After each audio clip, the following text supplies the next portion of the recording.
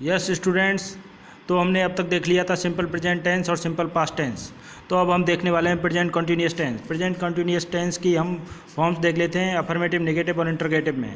जब अफर्मेटिव में ये यूज होता है तो इस तरीके से यूज होता है, आई के साथ एम लगता है, यू के साथ आर, ही सी इट के साथ इज लगता है, बी यू दे के साथ आर का यूज होता है हेल्पिंग वर्ब के रूप में। I am working, you are working, she is working, he is working, it is working, we are working, you are working, they are working. Negative form देख लेते हैं। नेगेटिव फॉर्म में is am are के साथ not लग जाता है, I am not working, you are not working, she is not working, he is not working, it is not working, we are not working, you are not working, they are not working. Interrogative sentence देख लेते हैं। Interrogative sentence में जो helping verb है वो subject से पहले आ जाती है।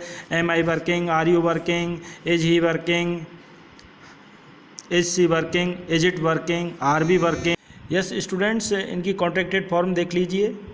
I am, you are not, he is, aren't I, isn't he, why is he working, why are you working. Students, अब हम देख लेते हैं कि वर्ब की फोर्थ फॉर्म जिसमें कि आईएनजी आता है, जिसको कि हम प्रेजेंट पार्टिसिपल बोलते हैं, उसके साथ स्पेलिंग से संबंधित नियम है वो देख लेते हैं। आर्ग्यू के साथ आईएनजी लगा दिया, यानी कि अंत में ई आए और ई से पहले कोई वॉवेल हो तो हम ई को हटा करके आईएनजी लगा देंगे। तो इधर देखिए, आर्गुइंग, ARGUING, हेटिंग, हेट में ई को हटा दिया और आईएनजी लगा दिया, हेटिंग। यस स्टूडेंट्स, आईएनजी लगाने के जो नियम हैं वो देख लेते हैं। आर्ग्यू के साथ आईएनजी लगा दिया तो इसके आर्ग्यू का ई हट गया और आर्ग्यूइंग हो गया, हेट का ई हट गया, हेटिंग हो गया। लेकिन इसके कुछ एक्सेप्शंस भी हैं, जैसे एजिंग, एज में आईएनजी लगाया तो ई नहीं हटा। डाइंग, जो डाई करते हैं, रंग रोगन करते हैं, उसमें भी ई नहीं हटा, आईएनजी लग गया। ऐसे ही अगर डबल ई अंत में आ जाए तो डायरेक्ट ही आईएनजी लग जाता है। एग्रीइंग, अब हिट में देखिए, टी से पहले आई आ रहा है एक वॉवेल, तो टी डबल हो गया, हिटिंग। एडमिटिंग, लेकिन आप इधर देखिए, एंटर के साथ केवल आईएनजी लगता है लास्ट में, इसमें कोई भी लास्ट का जो वर्ड है वो डबल नहीं होता। एंटरिंग, बजटिंग में जो टी है वो डबल नहीं होता, बजटिंग, ये एक्सेप्शंस है।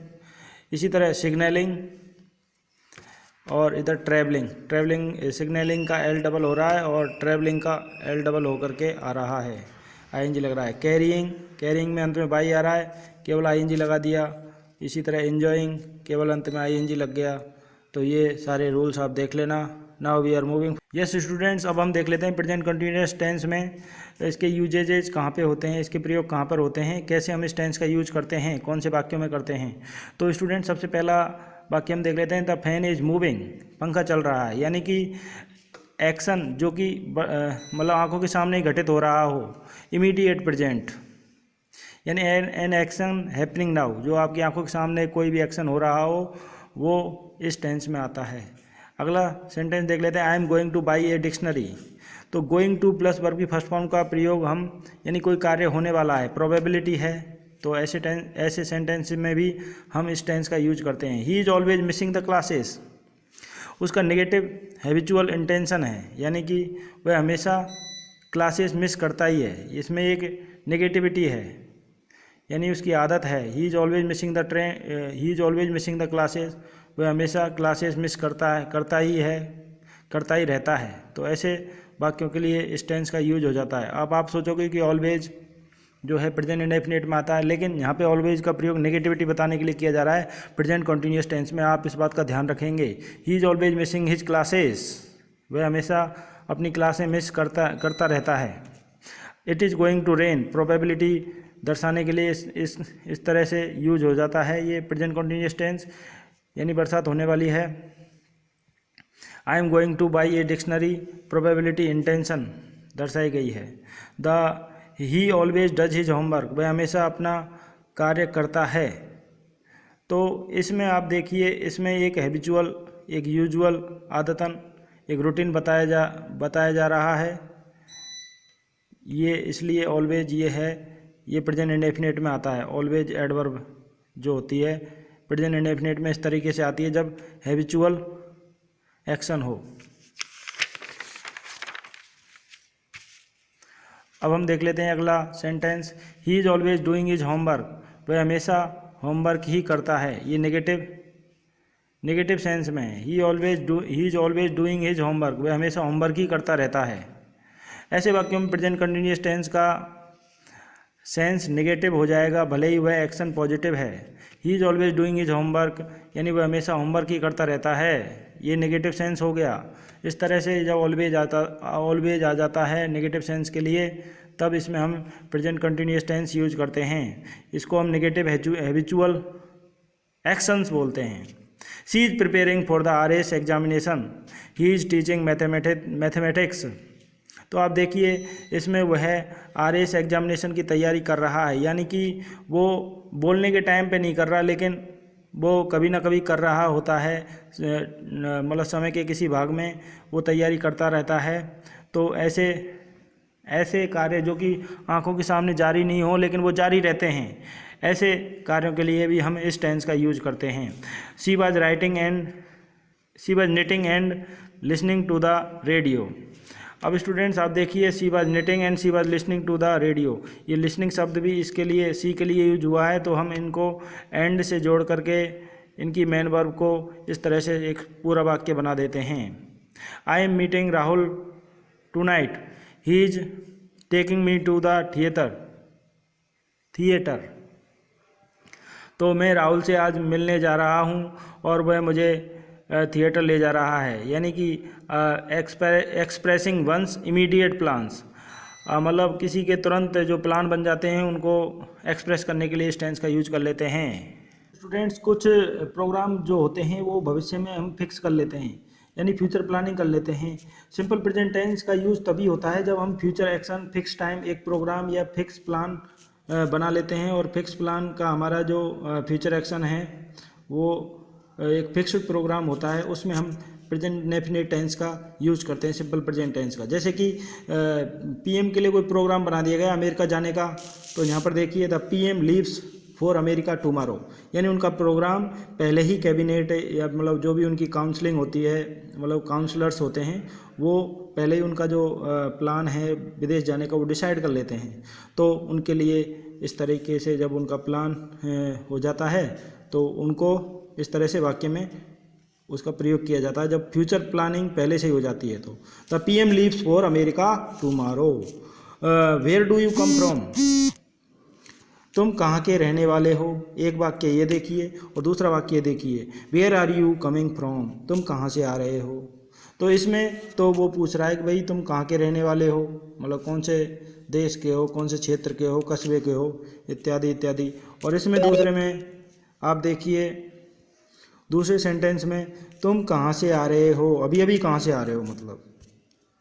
तो ये हमने देखा, अब हम आगे देखेंगे। फ्रेंड्स अब देखिए हम वर्ब्स ऑफ परसेप्शंस देख लेते हैं। कुछ वर्ब्स ऑफ परसेप्शंस होती हैं जो कि वॉलेंटरी होती हैं और इनवॉलेंटरी होती हैं। वॉलेंटरी यानी जो ऐच्छिक होती हैं, इनवॉलेंटरी अनैच्छिक। ऐसी क्रियाएं जिन पर हमारा नियंत्रण रहता है उनको तो हम वॉलेंटरी कहते हैं, और जिन इच्छाओं पर हमारा नियंत्रण नहीं रहता उनको हम अनैच्छिक कहते हैं। इसमें एक्शंस दो होते हैं, वॉलेंट्री, इनवॉलेंट्री। अब कुछ वर्ब्स ऐसी होती हैं जैसे कि सी, हियर, स्मेल, फील और टेंस यानी टेंशन करना, इनको वर्ब्स ऑफ परसेप्शन हम कहते हैं। इनवॉलेंट्री एक्शन प्रयोग प्रेजेंट कंटिन्यूअस टेंस में नहीं होता है। यदि involuntary in verbs of perceptions का यदि इनवॉलेंट्री यानी अनैच्छिक एक्शन है तो इसका प्रयोग प्रेजेंट कंटिन्यूअस में नहीं होगा। वॉलेंट्री एक्शन का यूज प्रेजेंट कंटिन्यूअस में होता है। तो देखिए हम उदाहरण देख लेते हैं। Are you seeing the house on the hills, क्या तुमको पहाड़ी पर कोई घर दिखाई दे रहा है। तो ये वाक्य गलत है, क्योंकि इसमें सी जो वर्ब है वो वर्ब्स ऑफ परसेप्शन है और वो एक क्या है, इनवॉलेंट्री एक्शन है, इसलिए हम इसको PC में यूज नहीं करेंगे। इसका सही सेंटेंस क्या होगा, can you see the house on the hills. Are you hearing a noise there, are you hearing a noise there, ये भी सेंटेंस इनकरेक्ट है। क्या इनकरेक्ट, क्यों है ये इनकरेक्ट? क्योंकि हियर जो वर्ब है वो वर्ब्स ऑफ परसेप्शन है और वो एक इनवॉलेंट्री एक्शन के रूप में यहाँ पर यूज हो रही है, इसलिए ये सेंटेंस गलत हो गया। क्योंकि हम इनवॉलेंट्री एक्शन वर्ब्स यानी वर्ब्स ऑफ परसेप्शन का हम यूज प्रेजेंट कंटिन्यूअस में नहीं करते हैं। Can you hear a noise there, ये वाक्य करेक्ट है। अब हम आगे बढ़ जाते हैं स्टूडेंट्स। तो हम देख रहे थे वर्ब्स ऑफ परसेप्शन। तो ये वर्ब्स देखिए आप, लिसन टू और लुक एट का यूज प्रेजेंट कंटिन्यूअस टेंस में होता है जब ये वॉलेंट्री एक्शन दर्शाती हैं। I am looking at the map, ये मेरी इच्छा से हो रहा है। मैं मैप की ओर, मैं मैप का निरीक्षण कर रहा हूँ या मैं मैप को देख रहा हूँ। Boys are you listening to me, तो ये भी यहाँ पे वॉलेंट्री एक्शन है, क्या तुम मुझे सुन रहे हो। बॉयज मैंगोज टेस्ट स्वीट, तो यहाँ पर ये इनवॉलेंट्री एक्शन है, इसमें आपका कोई नियंत्रण नहीं है। Roses smells sweet, roses smell sweet, यहाँ पे एस नहीं आएगा, ये इनवॉलेंट्री एक्शन है। जब इन शब्दों का यूज कंटिन्यूअस टेंस में होगा तो इन शब्दों का अर्थ व संदर्भ दोनों बदल जाएगा। इन शब्दों का वर्ब्स ऑफ परसेप्शंस का जो यूज है वो प्रेजेंट कंटिन्यूअस में हो जाता है, लेकिन जब इसका यूज होता है तो इनका अर्थ व संदर्भ दोनों बदल जाएगा। Students, who is hearing your case. अब न्यायालय में जो मामला चल रहा है, किसी ने पूछा कि भाई तुम्हारा मामला कौन सा न्यायाधीश सुनने वाले हैं, कौन से न्यायाधीश तुम्हारे मामले को सुन रहे हैं, कौन सी खंडपीठ में तुम्हारा मामला चल रहा है। तो इस तरह से यहाँ पे हियर जो है वो एक वॉलेंट्री एक्शन के रूप में यूज हुआ है। इस तरह से हियर जो वर्ब ऑफ परसेप्शन होती है इसका यूज यहाँ पर कंटिन्यूअस में हो गया, लेकिन इसका अर्थ व संदर्भ दोनों बदल गया। I am hearing you loud and clear, अब वो कोई फ़ोन पे बात कर रहा है, लॉन्ग डिस्टेंस है, तो वो बोल रहा है कि मुझे तुम्हारी आवाज़ बिल्कुल साफ साफ सुनाई दे रही है। She is testing the mango, तो यहाँ पर वो टेस्टिंग मतलब उसको मैंगो को निरीक्षण कर रही है, मतलब उसका स्वाद को चख रही है, उसके स्वाद को टेस्ट कर रही है। तो यहाँ पे टेस्ट का यूज हुआ है वॉलेंट्री एक्शन के रूप में। The doctor is feeling the pulse, जो डॉक्टर है वो पल्स का निरीक्षण कर रहा है। So this is the present continuous tense usages and you study it very carefully because a little confusion will derail your train from the train। तो students हम ये सेंटेंस देख लेते हैं। He generally sits at the back of the class but today he is sitting in the front row, तो वह सामान्य तौर पर पीछे क्लास में बैठता है लेकिन आज वह बिल्कुल फ्रंट रो में बैठा हुआ है। तो ये सेंटेंस देखिए। एक और सेंटेंस देखिए, he rarely carries an umbrella but as it is raining he is carrying one, तो वह दुर्लभ रूप से ही मतलब कभी कभार अम्ब्रेला लाता है, लेकिन जैसा कि आज बरसात हो रही है तो वह आज एक लेकर के आया है। तो कंट्रास्ट, तो यहाँ पे कंट्रास्ट बताया गया है। जब यूजुअल वे से जब दो वाक्यों में कंट्रास्ट बताया जाए, उनमें विरोधाभास बताया जाए, तो जो यूजुअल कंडीशन होती है या फिर जिसमें यूजुअल बात होती है तो वहाँ पर सिंपल प्रेजेंट टेंस का यूज होता है, और जहाँ पर यूजुअल सिचुएशन नहीं होती है और जिस भाग में कंट्रास्ट बताया जाता है वहाँ पे प्रेजेंट कंटिन्यूअस टेंस का यूज होता है।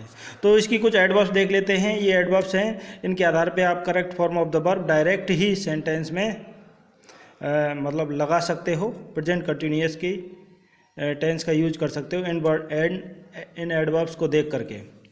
Now, at this moment, in this days, still. Now you practise the questions and try to solve the exercises of the sentences related to present continuous tense. Thanks for watching. Have a good day.